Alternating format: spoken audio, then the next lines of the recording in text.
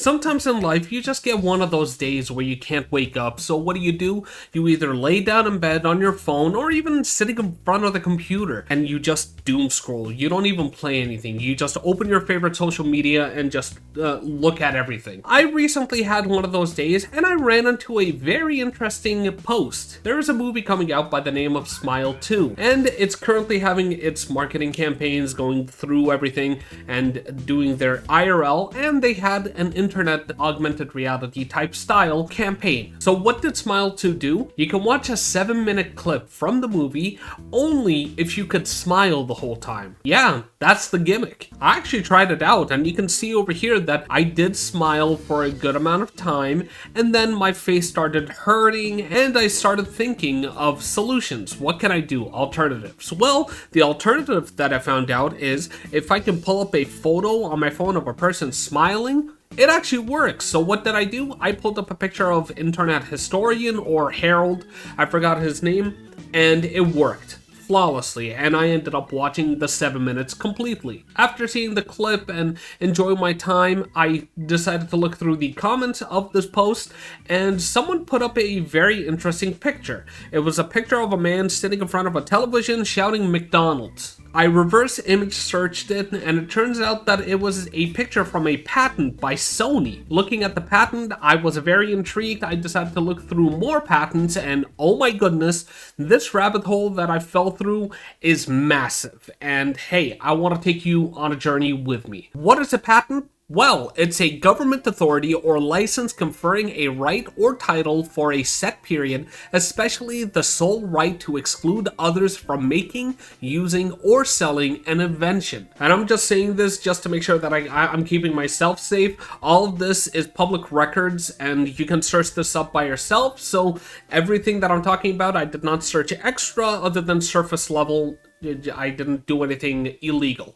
Alright, we good? Let's start. Starting off with Sony and their interactive ads. Methods, systems, and computer programs for converting television commercials into interactive network video games are presented. In one method, a broadcast or streamed commercial is accompanied by an interactive segment. A media player coupled to the broadcast or streaming media source identifies the existence of the interactive segment and presents the user with an enhanced and interactive mini-game commercial that can be played with other viewers in a common or dispersed demographic. Multiple methods for content delivery within consecutive frames of the television program, and a model where the commercial is overlaid on frames of the television program, allowing the user to play the game while the television program is displayed in a preferred embodiment. The termination of the interactive minigame commercial is set within a fixed time period commensurate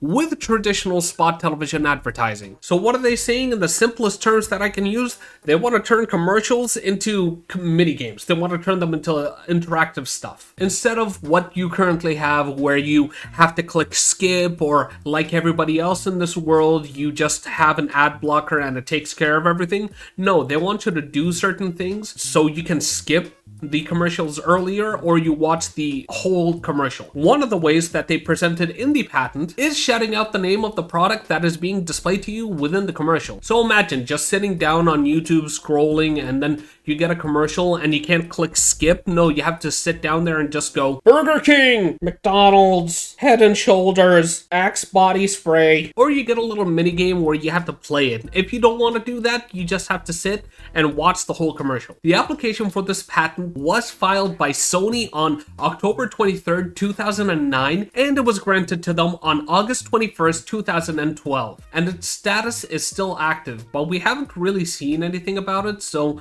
I guess there might be something in the future, who knows. The next patent that I looked at is called the Sanity system, a video game and game system incorporating a game character's sanity level that is affected by occurrences in the game such as encountering a game creature or gruesome situation. A character's sanity level is modified by an amount determined based on a character reaction to the occurrence, such as taking a rest or slowing game progress, and or an amount of character preparation. That is, if a character is prepared for the particular occurrence. The occurrence may have little or no effect on the character's sanity level. As the character's sanity level decreases, gameplay is affected, such as by controlling game effects, audio effects, creating hallucinations, and the like. In this context, the same game can be played differently each time it is played. This system was used in the game Eternal Darkness: Sanity's Requiem, and it had a lot of cruel moments in that game when it came to sanity levels and the effect that it had. This application was filed by Nintendo on December 14, 2000 and was granted on August 30th, 2005. The patent status currently is expired, so anybody can use the system, and I find it very weird that we haven't really seen anybody utilize this specific system. Everybody go crazy. Devs, why not? The next 3 patents, I will talk about them one after the other and then conclude with my findings. There are game programs in which a player character throws a ball at a character in a virtual space, capturing the character and sending it in the player character's possession. However, in the game program disclosed in the above mentioned non-patent document 1, the ball can be only thrown to capture characters during battle and cannot be thrown on the field. That's the first one. Now on to the second. The computer to determine an aiming direction based on the second operation input and causes the player character to fire a combat character that will engage in combat in the aiming direction based on the third operation input. And when the combat character is fired at a location where the field character is placed, starts a battle on the field between the field character and the combat character. And here comes the third patent. The game program of the present invention causes a computer of an information processing device to control a player character in a virtual space based on an operation input, and when a boarding object that the player character can board is selected from among objects owned by the character to board the boarding object and become mobile. The boarding objects may further include a ground boarding object capable of moving on land and a waterboarding object capable of moving on water. Okay, did I mention that these specific patents were in Japanese? All 3 of these patents were filed by Nintendo and the Pokemon Company in February, March, and April, and were granted on May, August, and September. All of them in 2024. Now, why is that peculiar? It might trigger some thoughts in your mind like, they had those patents now in 2024? Why now? Well, it's simple. They really did want something on Pal World, and this is the only way they could get something to catch them and sue them, which is what they are doing currently. They are suing Pal World for damages, and they are saying that Pal World has infringed on these 3 patents, which is very weird because they were talking about how they were investigating them all the way back when the game was first released and everybody was crying about them on Twitter, on X, whatever you want to call it. Apparently they didn't find anything, so they had to make up their own. They had to freaking create 3 new patents just to try to find a way to screw over Pal World, and I guess they found them. Now, on to the next company. A game display method and a game apparatus which can make displays which are easily understandable for an operator who gets in a virtual space, such as a city or others, a specific object and carries the object to a destination. Game display method for moving to a destination in a virtual space, a movable object which is moved in the virtual space, comprising the step of displaying at a prescribed position in the virtual space a virtual object which indicates a direction from the prescribed position to the destination. Direction indications can be simply made. I'll just come out and say it, this was a patent made by Sega. And in this patent, they actually put Crazy Taxi as an embodiment. So they spoke specifically about Crazy Taxi and how they were going to implement their patent in that game. And one of the things that they did patent was the green arrow that you see at the top of the screen in Crazy Taxi. Yeah, I know, that's wild. How are you going to patent a navigation arrow? Anywho, this application was filed by Sega on October 30th, 1998, and it was granted to them on March 13th, 2001. But something did happen with this patent. There was a little game by the name of The Simpsons Road Rage, and it came out on November 24th, 2001, the same year the patent was granted to Sega. Sega saw this game and considered it heavily inspired, if not a ripoff, of their Crazy Taxi. So what did they do?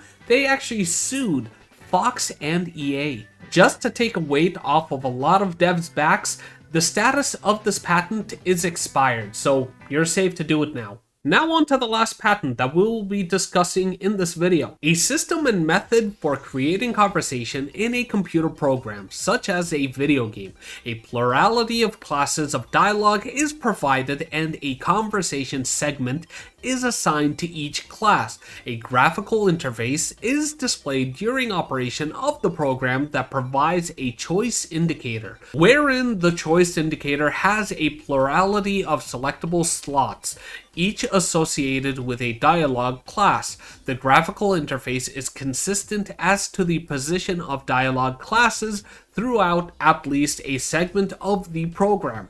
Now hold on. Are you telling me that dialogue in video games was patented? No, I'm actually telling you that the dialogue wheel was patented. By who? Well, none other than BioWare. The application was filed by BioWare Corporation on March 15th, 2007 and was granted on December 20th, 2011. And just a little slide in there, the first Mass Effect came out in November 20th, 2007 and the first Dragon Age released on November 3rd, 2009. Isn't that crazy? I mean, looking at these patents, it's just wild. I wish I could have talked about more patents. Hey, maybe there could be a part 2 to this video. Maybe I could do more patents as shorts. I could have talked about the patent by Nintendo and their horse riding simulation for Zelda. I don't know, man. There are some very weird patents out there. And that's the end of the video. Hey, did you enjoy the video? Why not like, subscribe, and tell me in the comment section below, were you shocked as much as I was about these patents? Do you know any patents that are wacky too?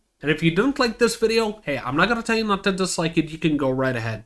And I hope to see you here next time. See ya!